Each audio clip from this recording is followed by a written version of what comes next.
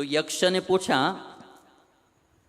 कि ब्राह्मणों में दैवत्व क्या है, ब्राह्मणों में देवत्व क्या है, जो देवपना है ब्राह्मण में वो क्या है।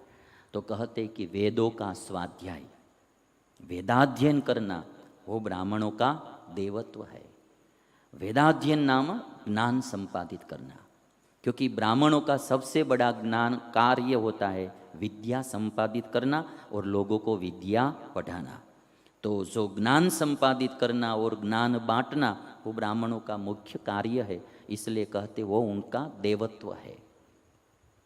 तो यक्ष ने पूछा ब्राह्मणों में सत्पुरुष जैसा धर्म क्या है, सत्पुरुष जो धर्म का पालन करते हैं ऐसा धर्म ब्राह्मणों में क्या होता है। तो कहा कि तप, तप जो है वो सत्पुरुष जैसा धर्म ब्राह्मणों में होता है। तप माने इंद्रियों का संयम, सभी इंद्रियों का संयम वो सबसे बड़ा तप है। और ब्राह्मणों में असत्पुरुष जैसा आचरण कौन सा है, कि जो असत्पुरुष आचरण करते हैं ऐसा आचरण कौन सा कहलाता है। तो कहते कि दूसरे की निंदा करना वो असत्पुरुष जैसा आचरण है। दूसरे की निंदा नहीं करना, दूसरे की निंदा करना वो असत्पुरुष जैसा आचरण है। फिर यक्ष ने पूछा कि क्षत्रियों में देवत्व क्या माना गया है, क्षत्रियों में देवत्व क्या माना गया है, देवत्व क्या है।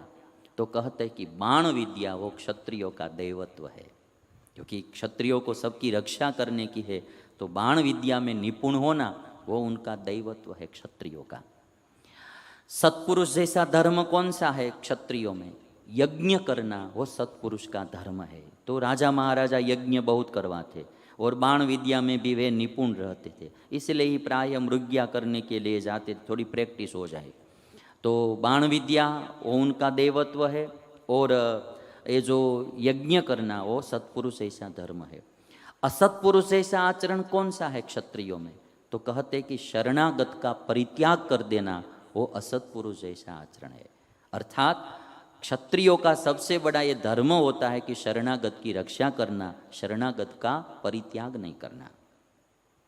बाद में कहते हैं कि कोई आदमी बुद्धिमान है इस दुनिया में, बुद्धिमान है, लोक में सम्मानित है, फिर भी जीते जी मरा हुआ कौन है। ये एक प्रश्न देखना, बुद्धिमान है, लोक में सम्मानित है, फिर भी जीते जी मरा हुआ है, वो जीता हुआ भी वो मरा हुआ है, ऐसा कौन है। तो कहते कि जो देवताओं का, अतिथि का, भृत्य का, अपने सेवक गण का, पितरियों का और अपनी आत्मा का पोषण नहीं करता है, वो जीते जी मरा हुआ है, वो जीते जी मरा हुआ है। अर्थात देवताओं का माने कि ईश्वर को नैवेद्य आदि करना, यज्ञ आदि करना वो करना चाहिए, अतिथियों को भोजन कराना चाहिए, अपना सेवक वर्ग है उनका पोषण करना चाहिए, पितरियों को जो कार्य होता है या उनकी देखभाल सेवा करना वो करना चाहिए, आत्मा का पोषण करना यानी कि आत्मा का जन्म मरण नष्ट हो और अपने आप सुखी हो ऐसा जीवन जीना वो उनका पोषण है। ये नहीं करता है तो वो जीते जी मरा हुआ है। अब थोड़े श्लोक के साथ आपको बताता हूं। किम स्वित गुरुतरम भूमे है, भूमि से भी भारी कौन है। किम स्वित गुरुतरम भूमे है, किम स्वित उच्चतरम च खात, खात मीन आकाश, आकाश से भी ऊंचा कौन है।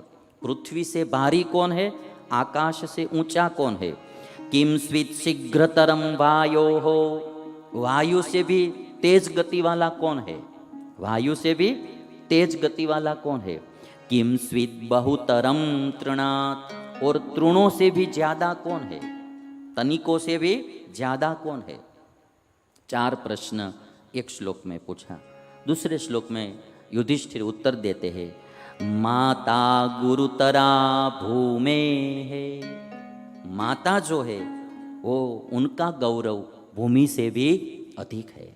माता गुरुतरा भूमे है, भूमि से भी, पृथ्वी से भी माता का गौरव ज्यादा है। खात पितोच्चतरस तथा, आकाश से भी ऊंचा पिता है, भूमि से भी भारी माता है, आकाश से भी ऊंचा पिता है। मन शीघ्रतरम वातात, वायु से भी शीघ्र तेज गति वाला मन है। चिंता बहुतरी तृणात्, और तृणों से भी ज्यादा चिंता है। दो बात उसमें ले सकते हैं आप कि कभी भी आप कितना भी तृण को निकालते जाओ, किंतु तृण कभी खत्म होता ही नहीं है। आपने खेत में देखा होगा, घास निकालते ही जाओ, है ना, घास निकालते जाओ, निराते हैं ना, घास खेत को निराते हैं, कितनी बार निराते रहते हैं, किंतु कभी भी घास खत्म होता ही नहीं है। नया नया घास आता ही रहता है। आपने देखा, कहाँ से आता है आपको पता ही नहीं रहेगा। ये जो निकम्मी घास होती है बिन जरूरी, कहाँ से आ जाती है पता ही नहीं रहता है। हर साल किसान लोग निरते ही रहते हैं खेत को, फिर भी वो घास आ ही जाता है। कितना ही निराई काम आप करो, कभी खत्म नहीं होता है। तो चिंता भी ऐसी होती है, एक मिटती है, दूसरी मिटती है, तो तीसरी, मरते दम तक चिंता कभी नाश होती ही नहीं है। तो ये बात बताई। इसमें एक बात समझनी जैसी है कि मन जो है वो सबसे शीघ्रतर है। मन जो है वो सबसे ज़्यादा शीघ्र है, वो किसी के वश में आने वाला नहीं है। मन भटकाते ही रहता है आदमी को। इसलिए हमारे ब्रह्मानंद स्वामी ने लिखा है कि जो मन को वश कर लेते हैं वही दुनिया में सच्चा शूरवीर है, वही सच्चा शूरवीर है। मन भटकता ही रहता है, वायु से भी तेज गति वाला है। 2 मिनट में तो कहाँ कहाँ घूम फिर कर फिर वापस आ जाता है। हम बैठे होते यहाँ और मन तो कहीं पहुँच गया होता है ना। कोई चीज़ों में कहीं कहाँ अमेरिका भी पहुँच जाता है, कभी लंदन पहुँच जाता है, कभी कहाँ पहुँच जाता है पता नहीं। और मन इतना तीव्र गति वाला है, कभी कहीं चला जाता है पता नहीं रहता है। और उस मन को जो वश में करते हैं, जितम जगत के न मनो ही ये न। आदि जगत गुरु शंकराचार्य जी ने कहा कि उन्होंने जगत जीत लिया जिन्होंने अपना मन जीत लिया। आदि जगत गुरु शंकराचार्य जी की ये बात है, जितम जगत के न मनो ही ये न। जिन्होंने मन जीता उन्होंने पूरा जगत जीत लिया। ये बात बहुत समझने जैसी। मन जीते सो, कोई थोड़ी शूरवीरता दिखाते है तो भी आपको आनंद होता है ना। मन को जीतना बहुत मुश्किल है, उसको जो जीत लेते हैं वह शूरवीर है, वही संत है। गेरुआ वस्त्र पहनने से कोई संत नहीं होते हैं। लंबी जटाई रख लेने से, लंबी दाढ़ी रख लेने से कोई संत नहीं होते। संत की व्याख्या है जो मन को जीत लेते हैं, मन को वश कर लेते हैं, और तभी उनको स्थित प्रज्ञ कहा जाता है ना, वही संत है। और इसीलिए यहाँ कहा कि संत जो होते हैं वो शूरवीर होते हैं। और बाद में एक बात बताई कि तिनको से भी अधिक कौन है, तो कहा कि चिंताएं।